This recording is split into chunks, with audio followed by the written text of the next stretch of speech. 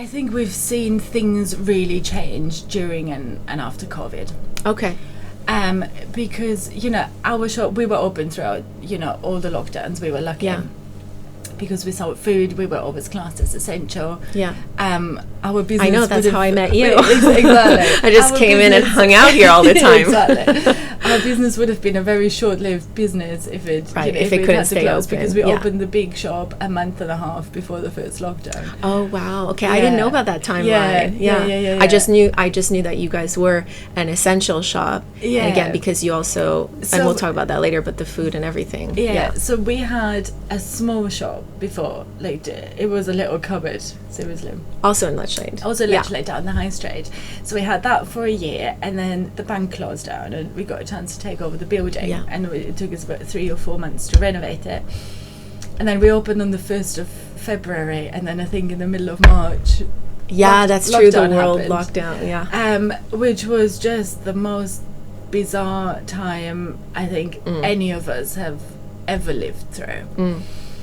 And I think we really found ourselves in a really unique position, not just being a shop that happens to be open, that people happen to be able to buy food when most of other things were closed. Yes.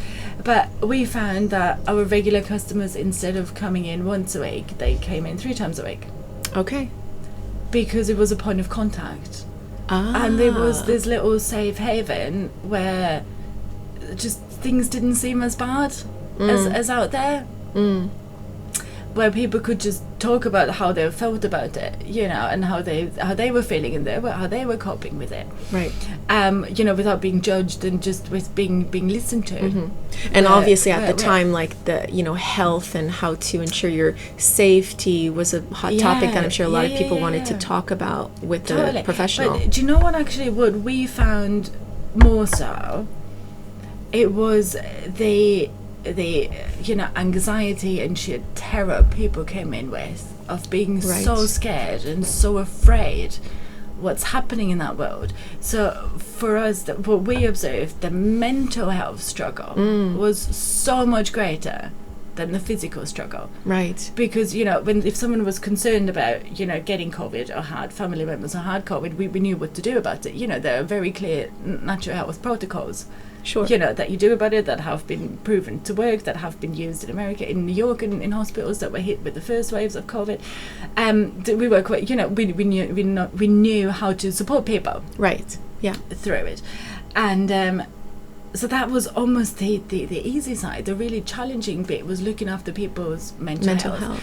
And I think that stayed that way throughout COVID, and still now. Mental health is a really, really big challenge for people, and we're definitely seeing a rise of young people coming in with anxiety, panic attacks, not so much depression, I would say, or low mood, but the anxiety. How do you define depression versus like ongoing anxiety or so depression is usually low mood for no reason. Low mood, like sadness and sadness, like unexplained. Right. Sadness, very low lows, without almost a triggering factor, if that makes sense. Yeah. But young people, or people who come in, with anxiety and panic attacks, there is a very real trigger for them. What brings it about, and they're afraid of certain things because they feel very insecure in their environment, and what we lived through with COVID was very, very challenging mentally, and a lot of things have just been completely, the rug's been pulled on the people's feet. Right. Totally. And then people have real physical reactions to that, right? Totally. That anxiety. And we're now living in a world where we just cannot predict what's going to happen next. Everything feels very unstable. Yeah, because we're traumatized. And insecure. Right. In that kind of way. So we've been, supporting people with mental health. And so how have you... A lot. Right, so... Sleep, just goes hand in hand. I think every single person who walks in this shop has a sleep issue. Oh, sleep issues. Yes. Okay, and you're connecting that to totally. anxiety, mental health. Absolutely. Okay. Absolutely.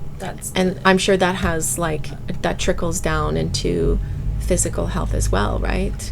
if you're chronically lacking sleep. Absolutely. And you know, it is physical health, because it's a neurotransmitter imbalance. You know, you're not producing the right neurotransmitters at the right time. Most people's brains are stuck in this fight or flight situation, you know, in a very heightened state of constant, you know, panic, constant tension. Yeah. Because for our bodies, the only thing our body knows is fight or flight or rest and repair. That's it. It's quite black and white in a sense. Oh, so like if you're in fight or flight all the time, you're not resting and repairing, which is something the body needs to do daily, right? No. Yeah. And again, your body, your nervous system doesn't understand 21st century lifestyle. You know, your nervous system, your autonomic nervous system, which is the nervous system who controls things you don't have to think about, like your heartbeat, your breathing, your digestion. That's your autonomic nervous system. That functions in exactly the same way as when we were cavemen, right? Yeah. And that is a very simple time, primal, for your autonomic nervous system, in a way, you know, a lot less complex, because your stressor is always going to be life-threatening most of the time, right? You either need to run away from something or you need to fight something. So it is very fast and intense stress. Right? Where your autonomic nervous system needs to upregulate your heartbeat, and you need to upregulate your breathing, and you need to have, you know, more brain activity in order to either fight something or run away from something. But the point is, this state of heightened activity doesn't last very long, because whether you manage to run away, you know, and you can't do that forever, or you end up in a fight and you survive, or you don't. Right. So we're talking about a very short time that happens, and then conflict is resolved, and then you're alive and happy, or you're not. But 21st century life just does not work like that. Right. Because there's ongoing, constant. Yeah. This constant low level stress, and then throw a couple of traumas in between, you know, very, you know, severe stress situation. Yeah. For fun. And then, exactly, because otherwise life would be boring, wouldn't it? And then you have a perfect recipe for a disaster, for this constant activation of your fight and flight response that just causes havoc with your brain, totally drains your resources, because you're constantly running on, you know, so much higher and so much faster than you should.